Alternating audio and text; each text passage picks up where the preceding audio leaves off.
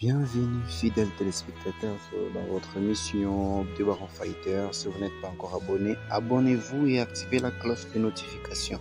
Suivez-nous sur tous les réseaux sociaux, Twitter, Facebook, Instagram et tant d'autres réseaux sociaux que vous connaissez. Aujourd'hui, nous allons parler d'un sujet.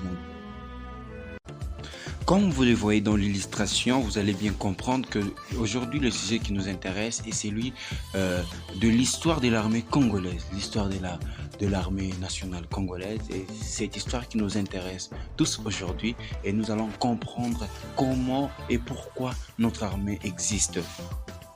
Tiens encore à vous rappeler, suivez-nous sur tous les réseaux sociaux que vous connaissez, Facebook, Twitter, TikTok, YouTube et Instagram, sans oublier tous autres réseaux sociaux que vous connaissez. Et nous allons toujours vous faire plaisir avec nos vidéos qui vont devoir commencer à se succéder du jour au lendemain, et vous allez comprendre l'histoire, la grande histoire de notre armée et surtout l'histoire de plusieurs armées du monde. Dans l'optique du sujet d'aujourd'hui, vous connaissez tous l'État indépendant du Congo, les IC en cible. Vous devez savoir que l'armée congolaise a bien existé il y a un siècle et demi. L'histoire de l'armée congolaise remonte depuis la période coloniale. La conférence de Berlin a donné naissance à l'État indépendant du Congo, PIC, qui, à l'instar de tout pays, se dote d'un instrument de sa défense et de sa sécurité.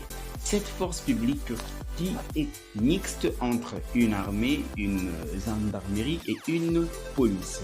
L'histoire militaire de la République du Congo, encore la République démocratique du Congo, couvre environ un siècle et demi, comme je vous l'avais dit de l'entame, l'histoire à travers l'Afrique centrale, mais aussi en Afrique orientale.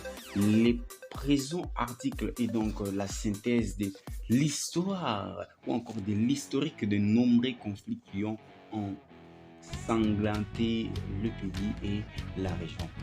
Vous devez savoir que vraiment c'est l'histoire de notre armée d'abord vraiment de plusieurs années, et sans oublier le nombre de morts surtout dans la partie est de la République ou encore dans le centre ainsi que le sud du pays.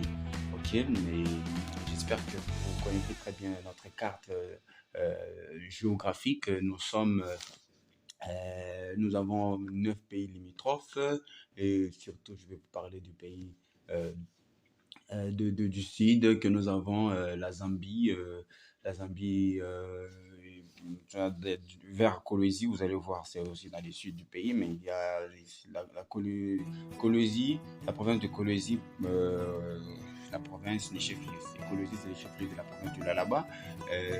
Cette province partage des frontières avec notre pays voisin d'Angola. Et la Zambie, c'est avec la province Chipo Katanga. Et je sais que l'Asie de Suisse, vraiment, c'est un grand pays qui a 19 limitrophes. Ok, ça va. On dit l'espace géographique qui constitue l'actuelle République démocratique du Congo, successivement appelé État indépendant du Congo, Congo belge, Congo Kinshasa et Zaïre. Vous vous souvenez, à l'époque du maréchal Mobutu, paix à son âme, et a très tôt été les théâtres des violents affrontements. Et effectivement, notre pays a été un théâtre des violents affrontements. En effet, dès l'unification et l'annexion du territoire par le roi Léopold II de Belgique, lors du partage de l'Afrique en 1985, vous vous souvenez encore de la conférence de Berlin, et ces derniers dut imposer par la force son autorité au peuple dont il s'est déclaré souverain. Il affronta notamment à plusieurs reprises entre 1892 et 1894 les États indigènes de Maniema qui lui contestaient sa suprématie. Vous vous souvenez, donc vous devez savoir que les États du Maniema contestaient sa suprématie, contestaient la suprématie du roi Léopold II, et étaient obligés de les affronter, ces territoires indigènes. Et étant passés sous domination belge, à proprement parler, les troupes congolaises furent aussi impliquées sur les théâtres africains de 2 guerres mondiales avant d'être, après l'indépendance en 1960, confrontées à une guerre civile d'une rare violence qui aboutit à la prise des pouvoirs par Mobutu. Ces derniers fit entrer les pays dans le camp occidental durant la guerre froide et engagea au cours des années 1970 ses forces armées dans la lutte contre le communisme en Afrique centrale et australe, en particulier en Angola. Soutenu envers et contre tout par ses partenaires traditionnels, les pays connurent une paix toute relative durant la décennie suivante, mais au milieu des années 1990, la crise humanitaire et les mouvements de population engendrés par les génocides du Rwanda achèvèrent de profondément déstabiliser l'est du pays et en 1996, l'armée de Mobutu ne put résister bien longtemps au mouvement rebelle de Laurent Désiré Kabila, ouvertement soutenu et équipé par les Rwandais et l'Ouganda. Finalement, peu de temps après son arrivée au pouvoir, le nouveau maître de Kinshasa se retourna contre ses anciens parrains qui envahirent alors le pays et l'occupèrent sous couvert des mouvements locaux jusqu'en 2003. Aujourd'hui, nous sommes déjà dans les Congo-Kinshasa après cette période de Mobutu. Maintenant, nous avons commencé une nouvelle phase de vie avec le Congo-Kinshasa. Nous étions libérés par Laurent Désiré Kabila, paix à son âme. Il fut aussi assassiné le 1er janvier 2001. C'est encore l'histoire de notre armée. Il fut aussi un combattant. Il a résisté aux forces armées zaïroises par l'entremise de son maître, comme on parle aujourd'hui avec le maître. Là, nous avons connu aussi des maîtres comme le maréchal Mobutu, le CC-Seko. Théoriquement parlant, vous comprenez déjà comment la situation de notre armée a évolué. Je pense que vous êtes en train de comprendre. Je vais vous rappeler quelques termes, phases qui signifient les forces armées zaïroises.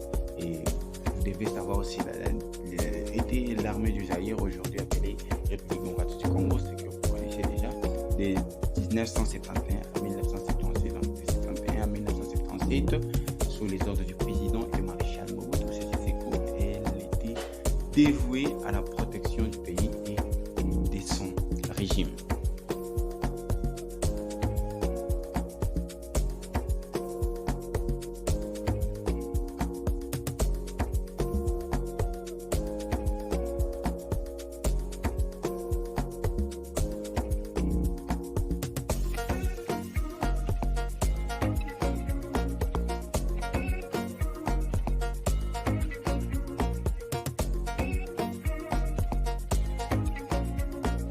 Ainsi, nous allons clore cette vidéo par ces mots d'encouragement à nos forces armées, FARDC, à la police nationale congolaise, à notre force navale, à la force aérienne ainsi que la force terrestre. Nous allons les encourager, nous leur demandons d'aller de l'avant, nous les encourageons en tant que population, et sans oublier la garde républicaine aussi. Nous vous saluons, nous voulons à ce que vous puissiez vous battre corps et âme. Nous sommes derrière vous pour vous accompagner avec nos prières, avec nos soutiens matériels, nos soutiens de morale. Nous allons vous accompagner et continuer à évoluer comme ça. Nous sommes de cœur avec vous.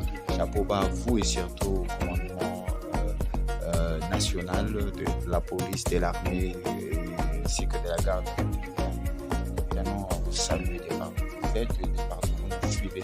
Et je tiens à saluer aussi nos internautes fidèles, Eli Bankala, ainsi que Eli Bankala, André Chidjimou, Audrey Chongu, Clara Mbouyi, Andy Bala, les grands éloquents, Robert Moteb, ainsi que tous les collectifs d'entre nous, sans oublier le chef l'Empire C'est Fou. Et nous vous saluons aussi plusieurs journalistes qui vont devoir suivre et partager cette vidéo de votre petit-fils de votre fils.